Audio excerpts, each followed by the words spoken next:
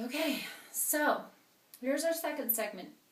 This is how we create, again, stability and muscular energy support for our lower body when we're focusing on standing postures, balancing poses, and several other poses where the focal point is the pelvis. Anytime we're standing on the feet, the focal point does change from the chest down to the pelvis. So beginning in a standing Tadasana pose.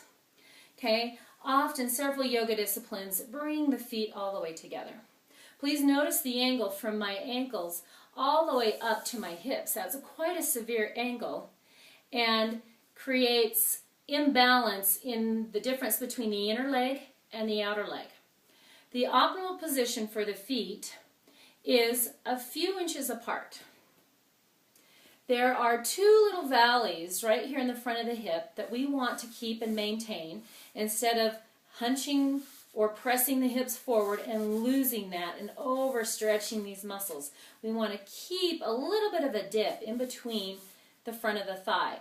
Now this dip happens to exactly relate to the sit bones, which are the very bottom of our pelvis. The left and the right ilium come down together and create the sit bones.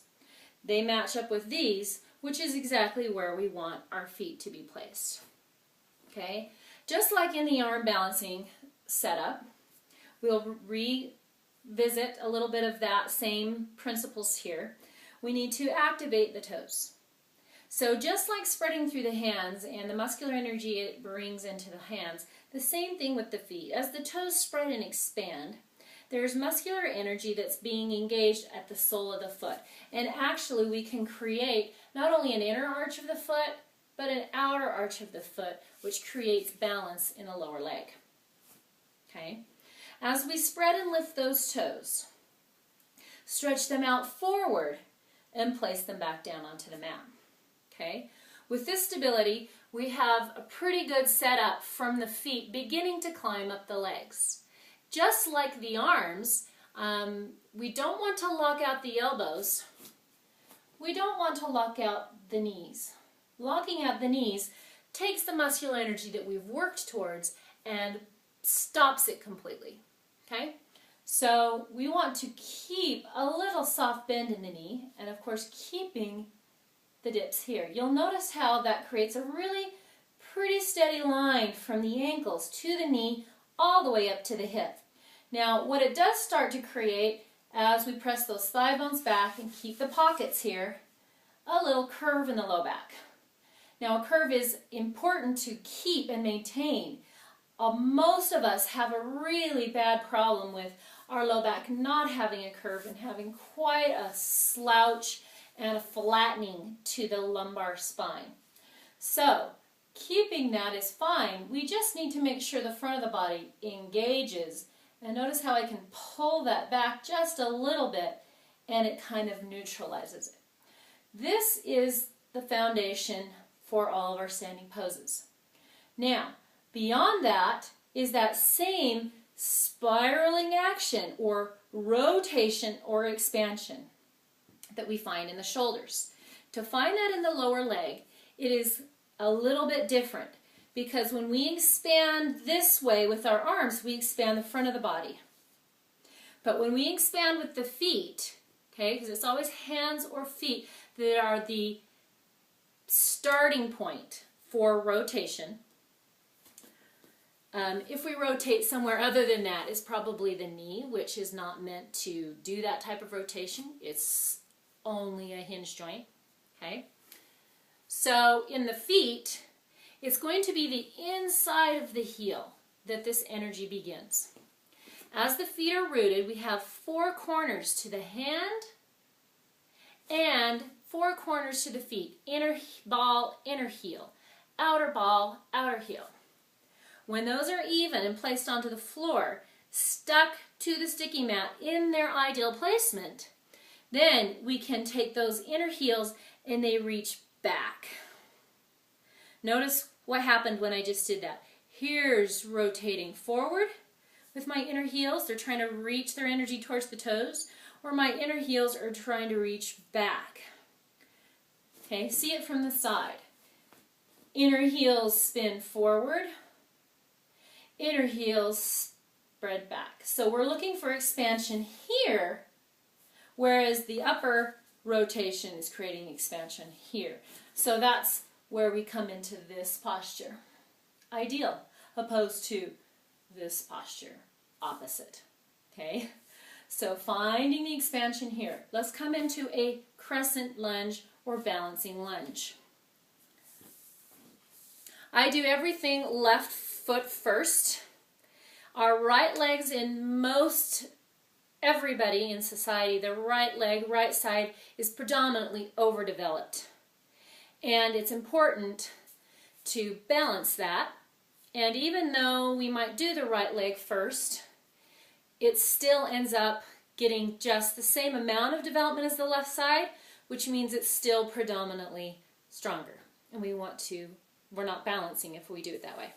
So coming with your left leg forward.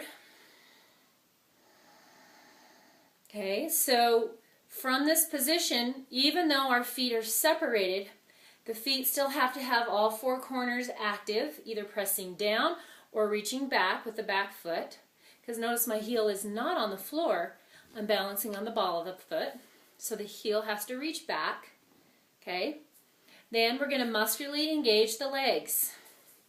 Let's spread the toes so that that muscular energy begins at the foundation, at the arches, and climbs all the way up the legs into the hips.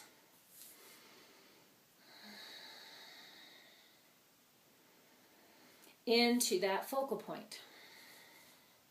Now from the side, that pelvis may tend to really hang forward.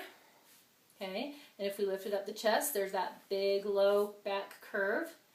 We do want to, especially on the front leg, tuck that under just to contain the expansion that we're finding. So remember, the expansion is the inner heels trying to reach back. It's like there's a hook or an attachment of some type to the inside of the ankle of both feet, and it's being tugged on back. And you'll feel this expansion happen. Then we just contain it. Hug in the core, stretch up. And this can be really powerful at being able to come up into this pose without wobbling. Let's repeat that. Opposite side. Here we are on the right leg. Okay. So we want to lift the toes of the front foot, spread them and bring them back down to the mat. Back foot, just spread them where they are. Reach through the heels, inner and outer, reach through the balls of the feet, inner and outer. Now take those heels like they're being pulled back and expand. It sometimes causes that knee to pull in initially. You just need to broaden it and you'll feel more width here.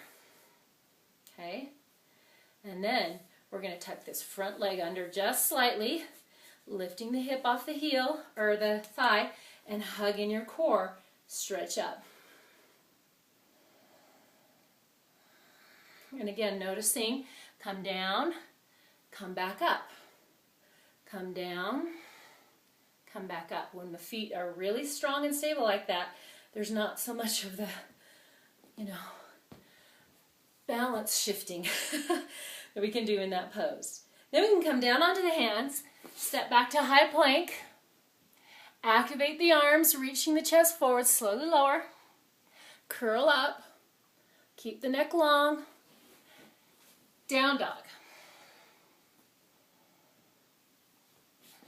With those simple principles of upper body and lower body, you will be able to go through a full vinyasa with a lot less difficulty, strain being eliminated, strength being actually acquired appropriately without any tension, and you will be able to achieve many, if not all, of the poses that you want to eventually with a lot of consistent practice.